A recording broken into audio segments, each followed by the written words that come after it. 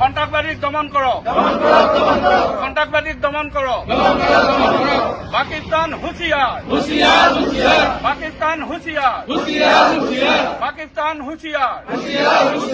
ভারতবর্ষ জিন্দাবাদ, ভারতবর্ষ জিন্দাবাদ, ভারতবর্ষ জিন্দাবাদ। সন্ত্রাসবাদী নির্মূল করো, যুদ্ধ পাকিস্তানের বিরুদ্ধে আরম্ভ করো, পাকিস্তানের বিরুদ্ধে যুদ্ধ আরম্ভ করো, পাকিস্তানের বিরুদ্ধে যুদ্ধ আরম্ভ করো। আজি ভাৰতবৰ্ষৰ কাশ্মীৰৰ পেহেলগাম, যিডোখৰ পেহেলগাম চহৰ, সেই তাত আজি 3 দিনৰ আগতে পাকিস্তান সন্ত্ৰাসবাদীয়ে পৰ্যটকৰ ওপৰত যি অত্যাচাৰ কৰিলে, গুলীবৰ্ষণ কৰিলে। পৰ্যটকসকল ভাৰতবৰ্ষৰ বাহিৰৰো আছিলে আৰু ভাৰতবৰ্ষৰ বিভিন্ন ৰাজ্যৰ পৰা গৈছিলে। তেখেতসকলক গুলীয়াই যি হত্যালীলা চলালে, তাৰ প্ৰতিবাদ আজি ভাৰতবৰ্ষৰ আমাৰ ইছলামিক যিটো ইছলামিক সন্থা, ইছলামিক যিখন আমাৰ সন্থাৰ আইন, সদৌ ভাৰতবৰ্ষত তেখেতসকলে আজি আহ্বান জনাইছিলে যে আমি ভাৰতবৰ্ষৰ প্ৰত্যেক মছজিদত আজি জুমা নামাজত ক'লা বেজ পৰিধান কৰি তেখেতসকলৰ সেই কাৰ্যৰ আমি যাতে প্ৰতিবাদ কৰিব পাৰোঁ, বিৰোধী কৰোঁ, সেই তাৰ কাৰণে আজি সকলো ৰাইজে ভাৰতবৰ্ষৰ সকলো জুমা মছজিদত আজি ক'লা বেজ পৰিধান কৰিছে।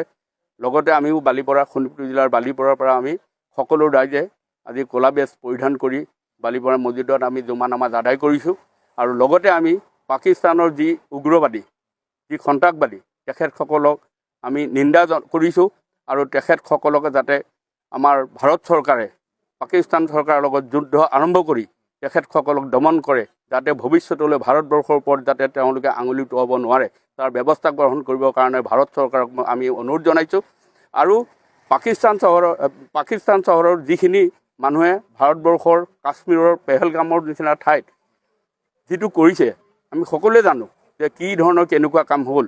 তাৰ প্ৰতিবাদ জনাই আজি আমি এইটো কৰিছোঁ, যাতে পাকিস্তান নিপাত যাওক, সন্ত্ৰাসবাদী নিপাত যাওক। এনে ধ্বনিৰে আমি ভাৰতবৰ্ষৰ সকলো ৰাইজে আজি উঠি পৰি লাগিছোঁ। আৰু ভাৰতবৰ্ষৰ চৰকাৰক আমি অনুৰোধ জনাইছোঁ যাতে অনতিপলমে পাকিস্তানৰ বিৰুদ্ধে, সন্ত্ৰাসবাদীৰ বিৰুদ্ধে তেওঁলোকে যুদ্ধ ঘোষণা কৰি যুদ্ধ আৰম্ভ কৰক আৰু তেওঁলোকক যাতে নিপাত যোৱাৰ ব্যৱস্থা কৰে, ইয়াকে আমি কামনা কৰিছোঁ। আৰু বালিপৰা অঞ্চলৰ সমূহ ৰাইজে, গোটেই ভাৰতবৰ্ষৰ সমূহ ৰাইজে আমি হিন্দু মুছলমান সকলোৱে একত্ৰীকৰণ হৈ থাকিম। আজি পাকিস্তান মুছলিম ৰাষ্ট্ৰ হয় আমি জানো, আৰু আমি মুছলিম ৰাইজ আমি জানো, সকলোৱে জানে।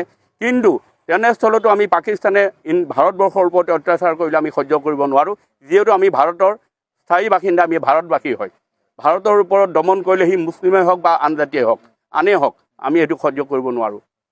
আমি মুছলিম হৈও আজি তেখেতসকলৰ এগেইনষ্টত আজি প্ৰতিবাদ জনাইছোঁ, যাতে ভৱিষ্যতে তেখেতসকলে ভাৰতবৰ্ষৰ ওপৰত, আমাৰ জন্মস্থানৰ ওপৰত, আমাৰ দেশৰ ওপৰত কোনো ধৰণৰ আঙুলি টোৱাই যাতে কাম কৰিব নোৱাৰে, তাৰে আমি কামনা কৰিছোঁ। আৰু তাৰ কাৰণে বিশেষকৈ ভাৰত চৰকাৰক আমি অনুৰোধ জনাইছোঁ, তেখেতসকলে ইয়াৰ প্ৰতি পদক্ষেপ গ্ৰহণ কৰিব লাগিব, তেতিয়া এনে কাৰ্য নহয় বুলি আমি আশা কৰিছোঁ।